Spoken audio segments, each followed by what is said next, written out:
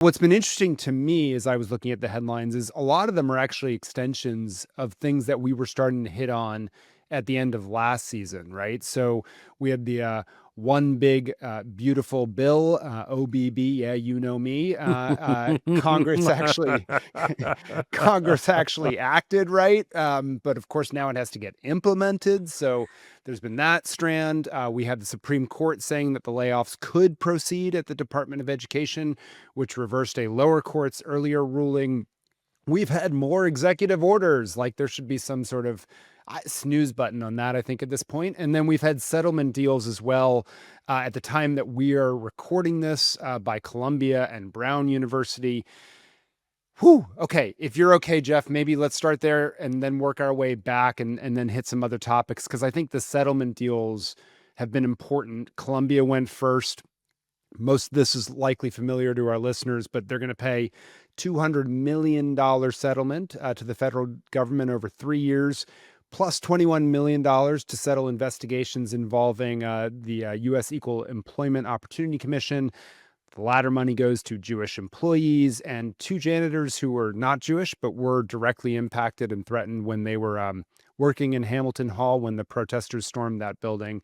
Now, Columbia, importantly, did not admit wrongdoing, but in the next sentence, they said, hey, we're not denying that there's some very serious and painful challenges our institution has faced with anti-Semitism. So they walked that line, it seemed like. And then the deal unlocked not only $400 million in federal grants that had been frozen, but also the majority of the $1.3 billion a year in federal funding that had been placed on hold. Okay, that's Columbia. Then we got Brown, similarly did a deal, $50 million in their case. But this is actually, I think, notable from my perspective, Jeff, is that it's not going to like the federal government or employees or anything like that. It's going to workforce organizations within Rhode Island over 10 years. So that's like $5 million a year to workforce orgs in Rhode Island. Frankly, that's something like Brown might have chosen to do anyway, in my view, in the name of like town gown or something like that, developing other parts, right, of the higher ed ecosystem, not just that upper selective piece, but really a broader tent. But, just to give a sense, I think, of why these universities did these deals, this quote from President Christina Paxson's letter I thought was quite interesting, where she said, Brown has not received reimbursements for expenses incurred for active grants from the National Institutes of Health since early April. The unreimbursed funds currently total more than $50 million, and this amount had been increasing by approximately $3.5 million per week. That becomes a pretty big toll on them. Other wrinkles here we could go into, but I'll just do maybe a couple other things just to throw in the mix. UVA's former president now, Jim Ryan, who I think it's fair to say was really beloved in education circles on both sides of the aisle, was essentially forced to resign. And then we know that there's some active conversations going on between Harvard and the White House.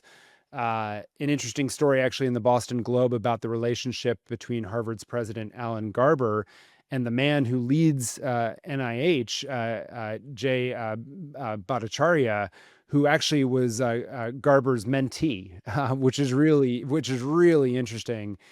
There's active conversations with UCLA, we understand. Big price tags being thrown around in the media. Some of this may come out right before we actually release, but there's a lot of emotion.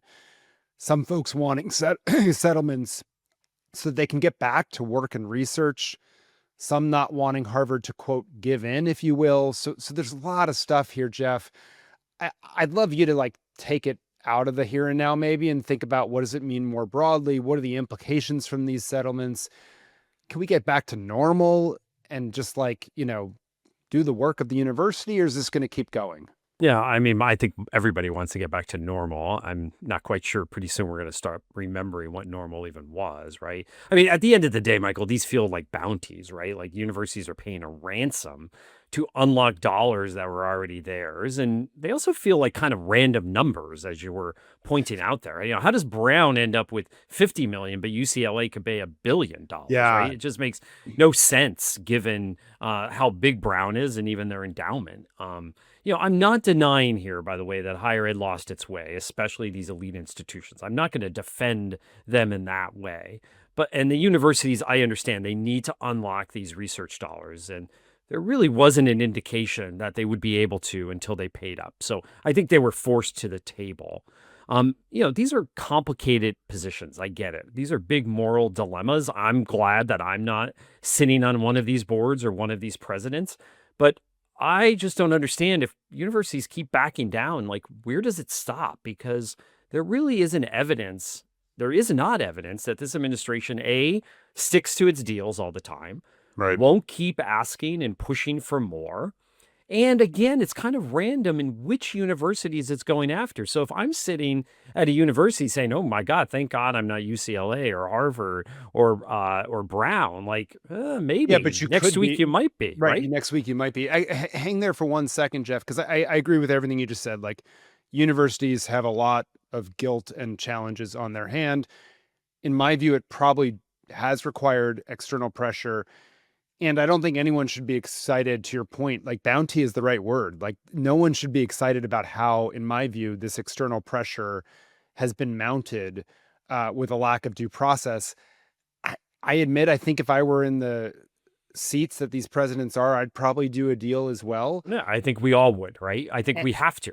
But I think the bigger thing is we need to find a way to put the executive back in the box. And I mean, like, not the executive at the universities. I mean, the federal government executive, the president, back in a box.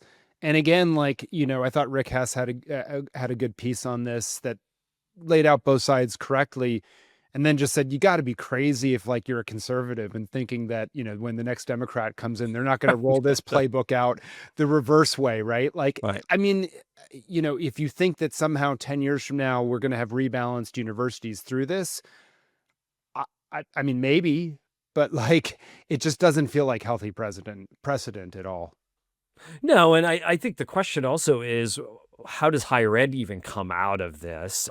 There's a divide there's a fantastic Atlantic story that we're going to put in the show notes about the divide in the AAU, the American Association of American Universities. So I always get confused. Anyway, Yeah, AAU, AAU. Yeah. between Princeton and Vanderbilt, mostly a little bit of WashU WashU. as well, right? And there's always been a divide in the AAU, but it's usually between the publics and privates in that group. There's now, I think, 68 universities, which include a couple of Canadian universities. And I remember Bernie Manchin, when he was the president of the University of Florida, telling me about this great story about a president of an Ivy League institution. He told me who it was. I will Okay. not Okay. out them on the show.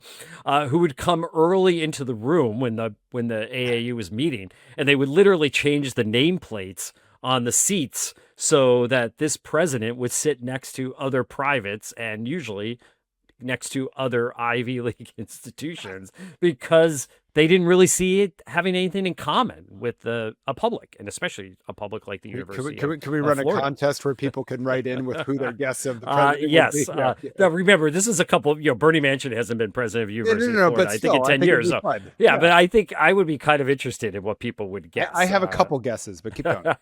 We could talk about that after the show. But Okay. but now what's interesting to me about this Atlantic piece is it's between the privates. And I think a little bit of this is Vanderbilt and WashU kind of wanting to break out. I think they feel like, wait a second, why do the Ivies and Stanford get all the attention? And we're kind of sitting here and we think we're doing a pretty good job and we're not getting much attention. But I don't know. I'm not quite sure the AAU breaking up, because the point of the story was how, Vandy and WashU could kind of start this other organization off to the side. I'm not quite sure that's what higher ed needs right now. I think it needs these associations to assert their importance. Yeah. No. Well, you're right. It was a really good story. So I encourage people to read it, I think, honestly, because the tensions being reported like that, Jeff, that was what I caught my attention the most. It felt like the reporter was in the room, frankly, Yeah. like,